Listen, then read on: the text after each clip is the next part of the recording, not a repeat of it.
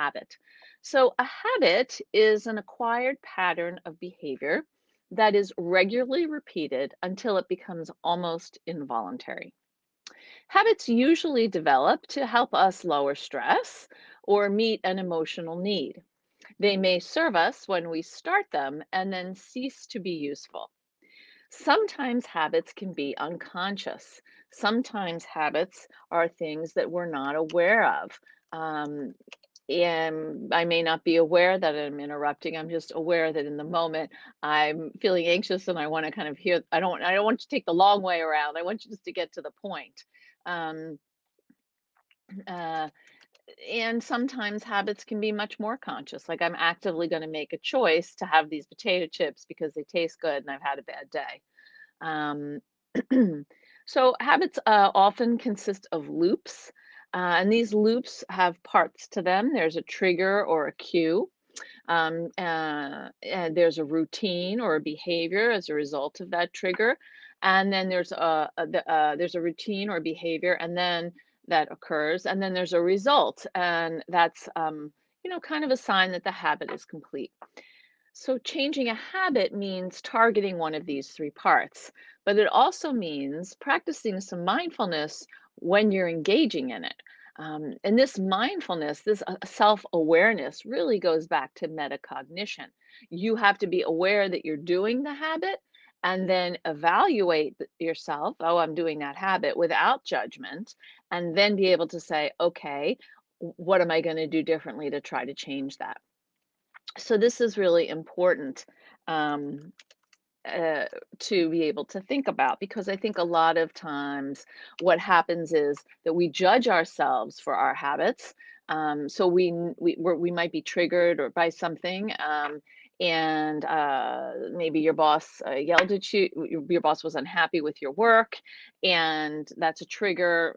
I'm uncomfortable. I'm feeling bad about myself, and the routine is I'm going to get a bag of potato chips. That's what makes me feel better, and then the result is that I finished the potato chips. But do I really feel better? Do I really feel like I was able to that habit actually did its purpose, which was to soothe me and make me feel good about myself? So noticing the habit without judgment is really critical towards changing it. Instead of telling yourself negative things about the habit, like, ugh, what's wrong with me that I like these potato chips, or why do I interrupt, or whatever your habit is, we want to remember that it once served a purpose and now it doesn't. Um, and this is what the research on habits show for people who don't have ADHD.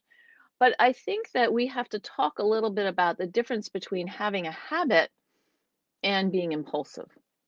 Because sometimes interrupting is an impulse, right? You're not thinking before you're speaking, you're just speaking. And sometimes interrupting is a habit that you're doing in because there's something else going on for you. Like, I don't really want to hear this story, but I don't want to hurt that person's feelings. Or my mind has drifted. So we want to sort of differentiate between the habit and the impulse, and that's hard for a lot of people with ADHD. Um, so let's see what we can do about this.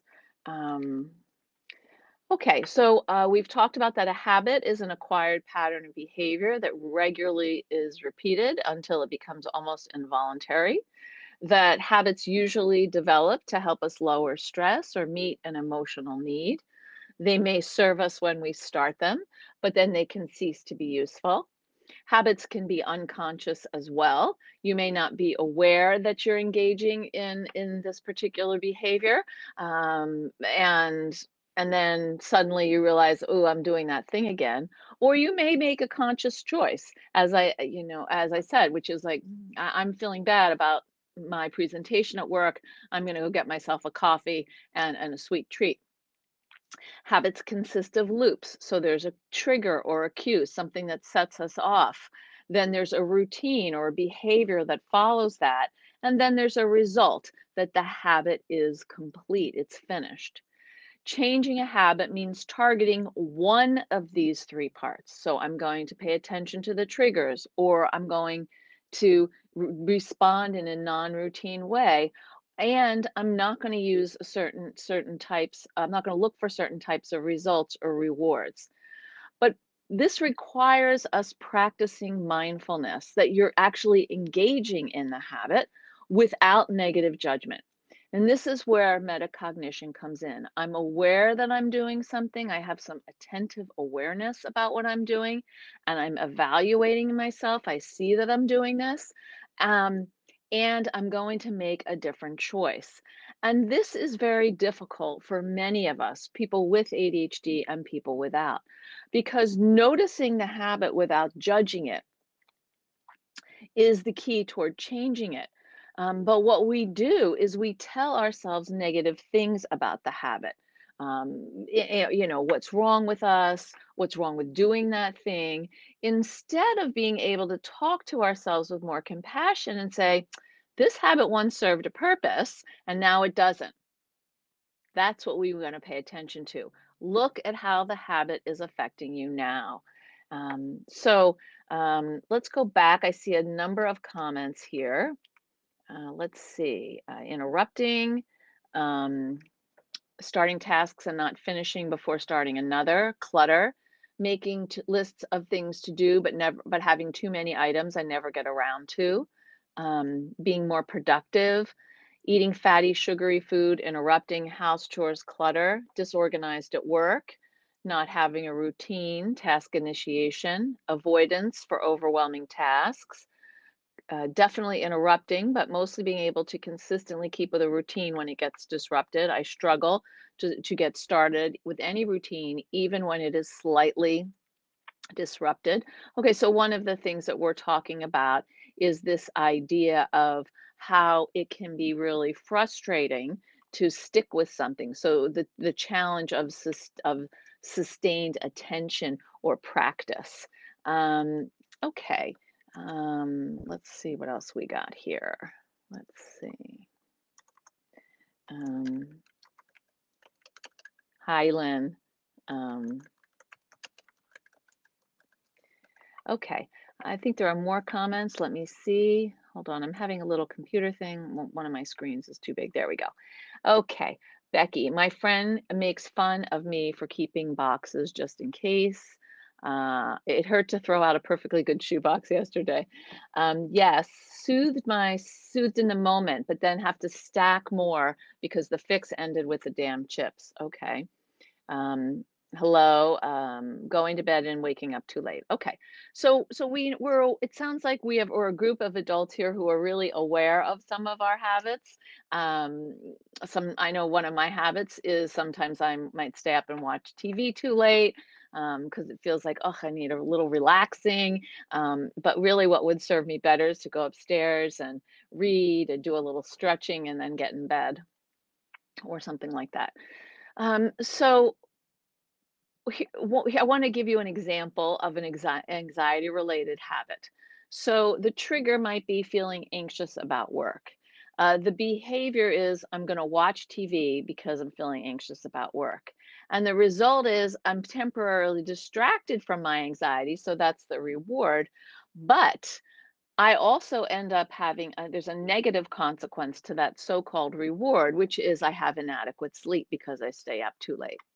So the reward of a habit, particularly a habit that isn't serving us, it seems glossy and it seems like it's really going to actually feel good and get us through to a better place when in the moment it might do it, but in the long run it doesn't. And that's part of how how that sort of now not now aspect of the ADHD brain works. In the moment, having that sugary snack or not being able to get rid of the box or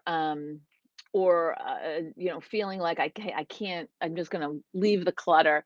In the moment that might feel better because it doesn't challenge you to actually deal with what's bothering you. But in the long run, that's actually not functional. It's a dysfunctional loop, right? Because the result is not helping you move yourself forward in your life in the way that you want to. An example of the same trigger. I'm feeling anxious about work. I would change for me. I would change the behavior.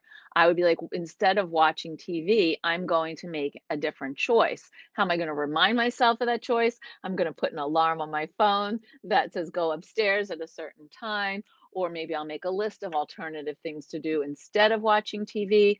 And then the result will be I may feel some anxiety. I may not feel that same kind of distraction, but after that, in that process of this new result, I may have actually lower anxiety. Old habits are tough to break because they're familiar. They're very easy to do. It feels safe to do them, and they are connected to certain beliefs about ourselves. So, what is the belief about yourself that's connected to a habit that you're struggling with? Put that up in the chat because I think we all could see that. I think for me, I'd have to think a little bit about the belief around interrupting. But maybe the belief around interrupting might be I'll forget what I'm going to say, or people don't have time for me, so they're not going to listen, so I better get that out first.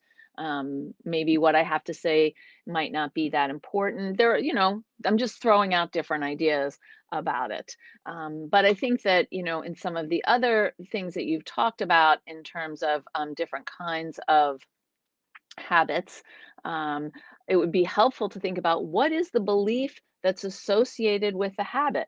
So for me, I have a habit of really, it's a good habit, I think. I exercise every day, or I try to. And today was a day where I did not exercise. And I definitely feel a little different. I don't feel as good. I don't get that endorphin rush. Um, but I'm also telling myself, you didn't sleep well last night. So it's okay not to actually engage in that habit. What's the alternative habit? The alternative habit was that I took my dog for a nice walk and I didn't push myself in the same way. And I still enjoyed that. So one of the things that we have to learn is what is that habit? How is that habit serving us? What's that need underneath the habit that we're trying to meet or trying to avoid? And how can we find a replacement behavior or a replacement choice? Because it's that replacement choice that brings us up into adulthood instead of living in a limited core belief from childhood. So let's see what some people are saying about what's underlying these habits. Let's see. Michelle, that I don't know enough. I'm not capable of doing the daunting task. Cassandra, for interrupting, I'm afraid if I wait, the thing I want to say won't be relevant. I also have to really refrain from info dumping on people when we are talking about something that I'm really interested in. Excellent insight. Bob, saving boxes, belief, disastrous, dislocating, and unexpected change will come like moving. Okay, that's very clear. Jessica, I can get it done tomorrow is a belief. All right.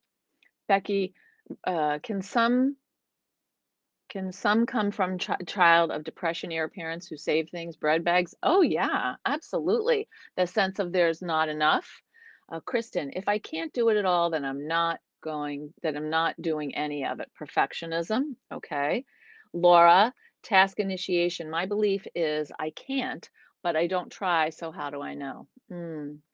Cassandra, I also struggle with dominating the conversation. I have to make myself remember that someone else is present in the conversation and I have to ask them questions. Great. So I love when you share your personal insights about your lives. It's very moving, and it also kind of shows our common humanity. So when we are making a shift to creating and sustaining new habits, we have to set our goal. We have to do it daily, no matter how small, and we have to encourage ourselves to keep going. Even if even if one day we skip it, or we might need to tweak it if it's not going the way we want. I'll talk about that in a minute. And we have to deal with the part of ourselves that is connected to the old habit. We want to talk back to that part of ourselves, have a conversation, treat it with compassion, not aggression, instead of, ugh, what's wrong with me? Why do you save all these boxes? We're not moving anytime soon. You might say, I learned never to give things away because my parents grew up in the Depression, and you never know when something could happen where I might need a box. So it's hard for me to let that go. How would you speak back to that? Maybe to say, it seems hard to let these boxes go, but if you need boxes in the future, you can get them. And they're taking up a lot of space which makes you feel uncomfortable in your room.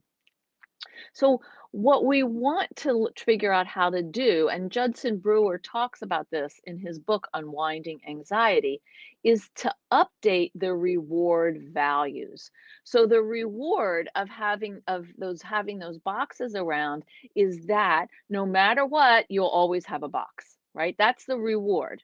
Um, what could be a different reward? So what he's saying is that we look at what the fear is, what that negative self-belief is, and then we shift the reward to something that actually um, makes more sense in our lives today. So let's see some of these comments. I see them flying fast and furious. Hold on. Nick, keeping half of clasps that break, knowing I will forget where I put them the one time I need them in the next 5 years. I feel guilty tossing it and buying it again. Always working new jobs because I get bored or hurt by something a boss said or did. Right. So I'm going to look at the first part of that, Nick, which is keeping clasps that break, knowing you'll forget where you put them. So unless you have a special box that says broken clasps and you put them in there, there's no point in saving those clasps. And I think that what's hard is this idea that maybe someday I'm going to need it. And what I want to suggest to you is if maybe someday occurs and you do need it and you don't have it, what is the worst case scenario? You'd have to go out to buy one. Maybe you'd borrow one from someone. I think it's important when we have these fears or these concerns that are attached to habits that may actually be irrational, that we take some time and follow it to the end. What if I don't have a clasp when I need it? And then what? And then what? So that we can kind of see, what? Actually, I can change this habit because this outcome is not so dire. Let's see. I struggle with dominating in conversation, how to do this. If I can't do it, then I'm not going to do it at all. Right. So when you struggle with dominating conversation, and I'm actually presenting about social anxiety on Wednesday for an attitude webinar. So I hope you'll come because I'm going to talk about how to deal with conversations for adults with ADHD. But when you're dominating a conversation, you're not actually meeting the person where they are and you're not listening. And so, what we want to do is practice listening more and speaking um, a little bit less, but speaking carefully and on point to what the conversation is. That there's some anxiety that what you need to say or your participation or somehow the way that you're going to matter in this conversation is not actually occurring. Marie, I jumped to defend myself. Mika, I dominate conversations as well. I didn't know that was part of ADHD. It is part of ADHD because it has to do with verbal impulse control and also metacognition, perception of how you are in space and in relationship to other people and how people are responding to you. When you're dominating conversation, you may not be aware that people aren't listening. Like you've gone beyond the time in which people had attention for you, and that is something information that we need to take in through their faces, through their body language, and a sense of telling a story from a beginning, middle and end that's related to the topic at hand. Need to keep walking. I feel better. Okay, thank you, Annie. Belief, the house should always be clean. I got stressed and start cleaning every time. I try to think like it will be messy again, so why should I stress myself every time? So Anne, this is a really good point. So the belief is the house should always be clean. What the operative word here is should, right? Houses are never always clean. They're clean for maybe hour or hour and a half after you clean them, maybe 2 or 3 hours, and then they naturally kind of, there's a chaos that happens, an entropy of, so as it were. And so the expectation that you're having that your house should always be clean is part of what's holding you back. It's that belief that I have to keep cleaning so the house is always clean. And what I would suggest maybe is shifting that to, I'd like the house to be tidy before I go to bed, so things are in their place. And I'm going to do a deep clean twice a week or once a week or once a month, depending on what makes sense for you. Becky, I actually gave them away to someone who is moving. Good for you. Bob, good food for thought on boxes. I'll work on it. I could literally free up the equivalent of 2 rooms. Right, Bob. And how would you feel if you had those rooms? Is there something about having that open space that makes you feel uncomfortable? If so, what? Let's take a look at that and deal with that rather than actually moving the box, rather and move the boxes out and sit with the open space and what that feels like to you. Jessica, going to bed. I have to get this done now and completed to what is essential and sleep so I can be a patient parent. I love that. Cassandra, while many can keep a house that looks like it is in a magazine all the time, that isn't the norm for many people. You have to shed the expectations of other people and work to find the level of clean that works for you. I totally agree. And don't worry about what anyone else thinks. We live in our homes, and sometimes our energy isn't there to clean it all. It's okay to listen to your body. Really, it's just about not worrying what other people think. If they don't like your house, they can clean it. I agree. And also, is the television camera coming in to check on the status of your house? I don't think so. Okay, great. So let's look at how we are going to break down some old habits and build some new ones. So the first thing we're going to do is pick one habit to focus on. Look around your life for a minute. Think about it. Your house, your job, something in your relationships, in your routine. Select the one thing that triggers you that you would like to see differently. Okay? Pick one thing. We can only change one thing at a time. And in that habit loop of trigger, behavior, and result or reward, we want to pick a place in there. So we're going to choose one thing, okay? Because for me, I feel like I can't always choose what's going to trigger me. There's a lot of things out there that trigger me, and a lot of things that trigger everybody. We may not be able to control those or name those, but what we can do is choose how we respond to those triggers and make a different choice. And that's where I think building habits comes in. So the first thing is to choose one habit, okay? Now, the second thing is to choose a practical time frame with which you're going to attempt to work on this habit. What does it look like to work on this habit? Does this mean, every day, all day, 3 times a day, once a day? What is a compassionate and kind way that you can work on this habit? Because changing habits takes time. It takes practice, and habits will push up against you. They'll fight, fight, fight to try to hold on to the influence that they've had. So we want to choose a time frame. Maybe I'm going to try this way for a week. And I'm going to set my phone and in that and for a day, and I'm going to check in with myself then and see how it's going. Or I'm going to do this with my partner or a friend or my family. We're all going to pick a habit that we would like to see differently, and we're going to come back together in a week and see how it's going. Then you can tweak it. Then you can try it a different way or continue the same. But generally, you want to set a goal for about 3 months and not 3 years or a whole year, because that can be overwhelming. You want to assess your progress over time. And that doesn't mean daily, it might mean weekly or monthly. Okay, let's see what some of the comments are here.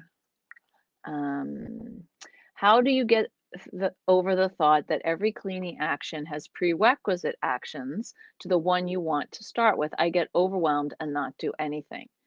Um, okay, Diana, I think what you're saying is like, well, before I clean the kitchen, I need to clean off the counters. And then when I clean off the counters, I've got to figure out where to put all the things that are on the counters. So why bother? I don't do it. I think that's what you're saying.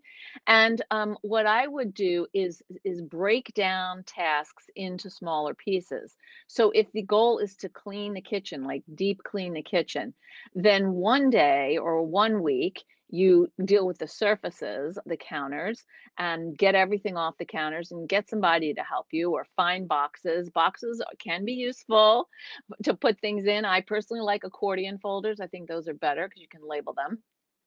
And then deal with the deeper cleaning aspects of the kitchen. Maybe it's the surface, maybe it's the refrigerator. Pick one thing at a time. Fabiola, I'm able to go to bed at a certain time, but then feel the urge to look at my phone.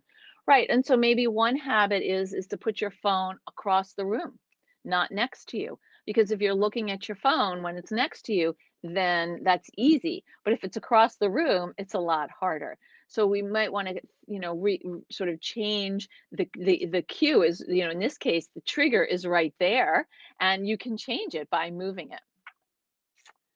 Judy, I get to work wherever I need to go on time. Okay, that's fabulous. That's the goal that you want to change. Good. Diana, yep, I feel that. Okay. All right, so we've now chosen one habit and we've chosen a practical time frame. So now what we're going to do is we're going to tap into a growth mindset. So take a minute and think about your mentality around this thing that you want to change. The process of change requires having a growth mindset. This is a mindset that means being human, means living and learning. You're going to make mistakes, but instead of berating yourself or your kids or your partner for the fumbles, you're going to pause, you're going to regroup, and tweak what you're doing. It's this capacity to pivot that encourages us to keep going and growing. Habits take time and practice, and especially if we're trying to undo something that's familiar. Okay, that's going to take extra effort, extra time, and an extra dose of a growth mindset because you will make mistakes, you will stumble, it will feel uncomfortable. The comfortable thing is the thing that actually isn't serving you anymore. Um, so let's see what we have here. Okay. Stephanie, my problem when cleaning is not knowing where to put stuff. Okay. So I walk in a circle after circle trying to figure that out. So I think, Stephanie, a lot of people have that struggle, and everything needs to have a place. My dad always used to say, everything has a place, right? So things need a place to live. So, what is the place to live for things that you have? And if you don't know what the place to live is when you're doing it, maybe you need an interim storage place. So I don't know where this goes. I'm going to put it here, and then I'm going to get someone to help me sort that, like on the phone, a friend or my coach or my therapist, because right now my goal, my bigger goal is cleaning, not necessarily wandering around with where do I put these butter knives that someone gave me and which I don't like and I don't want to keep. And so you might want to have a box for I don't know what to do with this and put it in there. And you might want to have a box for that says keeping but dealing with it later, something like that. Okay. Fabiola, you're welcome. And my husband has a habit of buying things that's cheap and then ending up not using it at all. So now we have 20 butter knives. I hadn't even read what you said about butter knives. It must have been the universe talking to me about butter knives. 10 barbecue thermometers, anything you can think about. It seems to me that I think the question is, something to talk about with your husband, like, why spend the money on something that you don't need, even if it's cheap? So can you sell it? had a yard sale? Can you give it away at a at a party where you give gifts as jokes, or can you take it to a shelter and maybe someone will get it there, or even the Salvation Army. Cassandra, decide what will bring you peace the most. Okay. I started with doing a reset of my kitchen one day and then picked one or two things to focus on. To start, I made sure that the dishes were done every day and my sink was empty and the counters were wiped down before I went to bed every single day. That's great. That's exactly what I'm talking about. You're starting in with a few things that you can handle. The dishes are done, the sink is empty, the counters are wiped down. That's my goal. And when I do that for a while, then I'm going to maybe feel like I'm ready to take on something else. Waking up to to clear counters and an empty sink in the morning sets me up for peace in my day. Breakfast is easier because I don't feel behind before I start. Dinner is easy when breakfast and lunch can be cleaned up. That leaves me with energy to do other things like a quick tidy of other areas. Also, set a 10-minute timer and pick one hot spot that you can work on in that time and do that once a day until the area is clean. So, I really like what Cassandra's saying because she's narrowing the focus and helping us set up a new routine. So, she's breaking the habit of I need to clean the whole kitchen to feel good and creating a new one, which is I'm going to do the sink and the counters, and that's it. And then that will bring me enough space, enough peace of mind that I can go forward. Becky, I'm gathering boxes to put out front, but on my way downstairs, I see a sock dropped. The next thing I know, I'm gathering laundry. But then I think I shouldn't do laundry because I need hot water for the dishes or to take a bath. Okay, so what happens to you is you're distracted by what comes right in front of you, right? That is very common for people with ADHD. And I think in some ways, what you might want to say, even though you see that sock, which is sock, I'm going to put you here. I'm going to continue with boxes, like to repeat to yourself, what was my goal? My goal was boxes. I'm going to work on the boxes. Then I can come back and deal with the random sock and the possibility of laundry or dishes. Laura, maybe pick and write down the one task. I agree. And I think that's really important. If you're tempted to go off course or do something else, write that on the other side and do it when finished. That's a lovely idea to have a piece of paper or post it or something where you write your task that you're working on. And then if you're, and if there's something that tempts you, you can write it on the back. So if there's time, you could go to it. I love that idea. Mika, I hate that when I try to keep my drawer organized, it always ends up looking like a tornado hit it. My husband is military, so his is very neat. You're judging your drawers by his drawers, and that doesn't seem fair. You just might have more stuff. My husband's drawers are very neat. He has less stuff. I like colorful socks. I have lots of colorful socks. So my sock drawer is very full. He has like 6 pairs of boring black socks. Okay, that's what he has. He can keep them all nice and neat. And I have like 15 pairs of all kinds of socks, wool socks, cotton socks, tights that are colorful. That's just who I am. And so, I bought these drawer dividers and so that helps me. I put that in, so I have like the wool socks in one little area and the cotton socks in another and the sports socks somewhere else.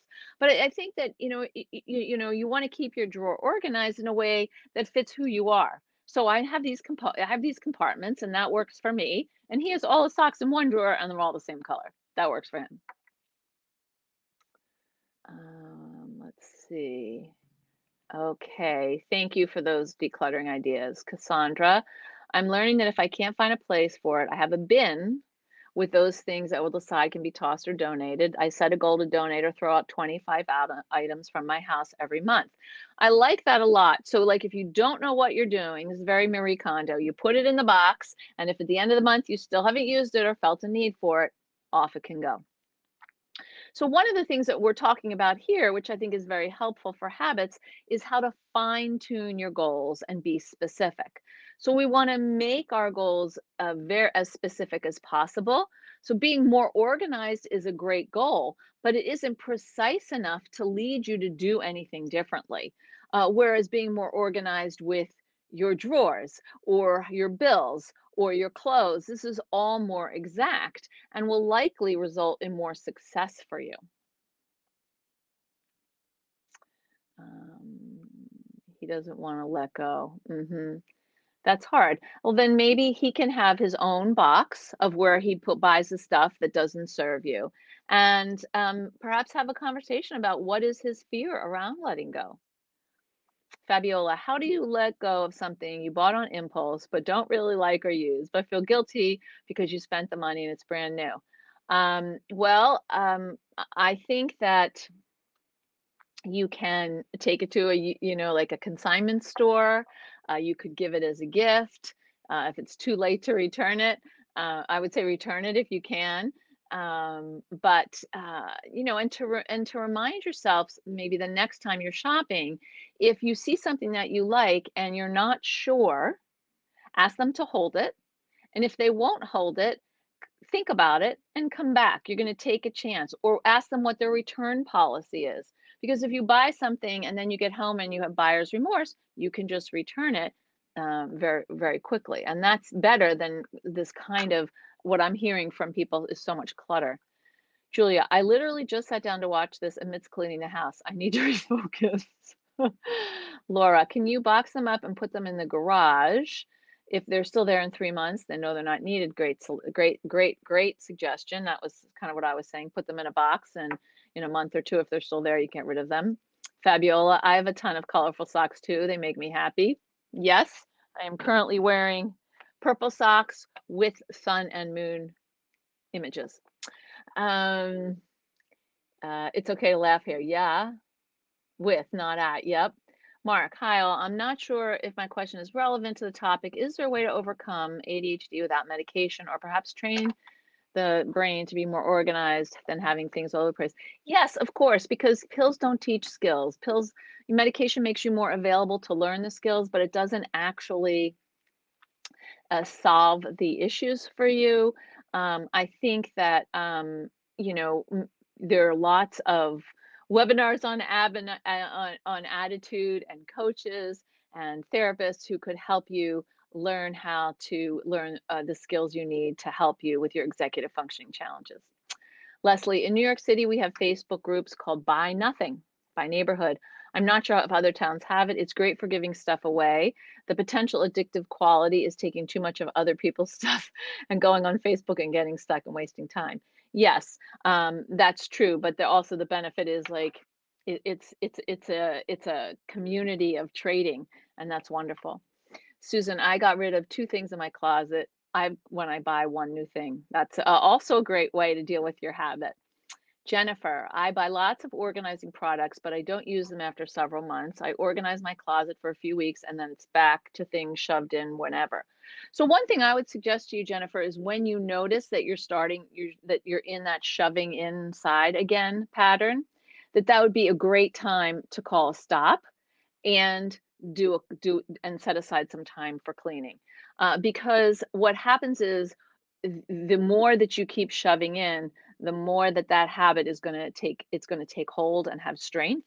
Instead of noticing that habit, we're talking about that self-evaluation. Up, I'm shoving things in. I need to make time. I mean, to make a date with myself to get organized again. Sherry, yep, I finally get stuff organized, only undo it over time before I finish the other organizing projects I need. Right, so we want to remember to think sequentially here. You do something and you focus on that. And when that feels like it's in a good, it's happening more on its own, it's becoming its own healthy habit, then you can work on something else. I think one of the things that happens is for people is they make progress on something and then they quickly want to make progress somewhere else, and you're moving too fast. You really want to get that new habit so you're not even thinking about it. I'm going to clean up the sink and wipe the counters every night before bed. It's just what I do. And then you can add in another habit that is a change. And I have a rule in mind, And I have that rule in mind. I've been telling him we have a garage full of the stuff he has collected. Actually, I called him a hoarder because it's uncontrollable. Right. So I think that the thing to do, Anne, is to really say, we're gonna to take the lead here and say, I want to have a yard sale or a tag sale, and we're gonna clean out the garage because we need space and we're not using this stuff. And at some point we have to let it go. And if he can't, then maybe he needs to see a professional. Randy Frost has written a lot about hoarding, so that's someone you might want to check on. Cassandra, another thing that helps make cleaning more enjoyable is to splurge on nice cleaning products. I've decided if I have to clean, I'm going to enjoy the tools I use. And if I'm using them regularly, it's not wasted money. I buy the gadgets. That makes me happy while I'm cleaning. Also, I'm a big fan of music while cleaning, just saying, or podcast. Bob, wait a month or two. Most of my put away things have been there over 10 years. I can't even imagine. Seriously. Thanks. Yeah, put them away, wait a month or two, and then, if you need to wait longer, that's fine. But I think Marie Kondo says if you've not used something in a year, or you don't need it. So that would be the, outside. But sometimes the things that you're putting in your boxes that you don't think you need, you've already had for 10 years and you haven't used. So just saying.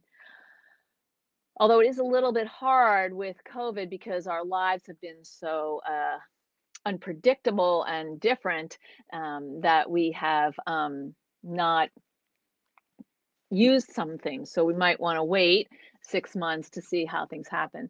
Diana, still have baby clothes to go through, and my kids are beyond the baby years. Yes, I can understand that. I saved a few things. I wish I'd saved more, but oh well.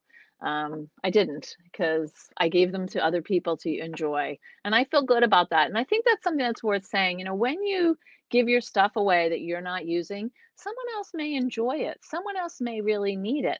And that's an act of uh, in Yiddish we say it's a mitzvah. It's something that makes you feel good, that you do for someone that makes them feel good. And I love that term. And I think that when you do that, it's like you feel good because you're helping. Like I had a yard sale with my daughter in September, and we got rid of a bunch of stuff. And it was hard for me, some of the stuff to let go of. But people got it. They were so excited. Oh, I love this chair. It's going to look so great here. And these dishes are so nice. I'm excited. And I was like, okay, bye. Letting it go, hoping I don't ever need it. And so it is a challenge. It's because we when we give parts of our stuff away, we give away parts of our history, and that can be hard. So if you're worried about it, take a picture and you can save it forever. Fabiola, this is the last question. Sorry for another question, but how do you deal with paperwork? Oops, sorry. Have a pile on my desk and in boxes and just feel overwhelmed looking at it and not even knowing where to start. So I think when there's a lot of paperwork, I do think that's important to get an accordion folder and to be able to just start with one pile. I'm going to, and set a timer. I'm going to do this one pile for 15 minutes. That's it. Or you can, the tomato timer thing. So I'm going to do this one thing for 20 minutes, and then I'm going to take a break, and that's going to be it for today. And tomorrow I'll come back and I'll do the next thing for 20 minutes. Some amount of time that's manageable for you so that you feel like you're making progress through it, but you're not trying to tackle the whole thing, because you won't be able to do that and you'll start to just feel more and more overwhelmed and more depleted. Susan, what a lovely thought to end us on. COVID brought so much general stress. Finally feeling spring is real this year. More positive energy. Well, I hope that you can take some of this positive energy and tweak a habit of yours, something that you feel like I'm ready to change this. I'm ready to look at that cycle of trigger, behavior, and result/reward, and see what I want to do differently. I'm going to pick one thing.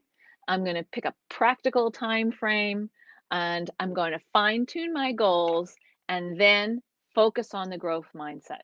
I'm going to try it. I'm going to see what happens. I might try to tweak it. I'm going to just work on this one habit, make progress. And let's check in a few weeks to see how you're doing on your one habit. Okay? Thank you so much for joining me. Have a wonderful weekend, and I'll see you next Friday. Take care. Bye bye.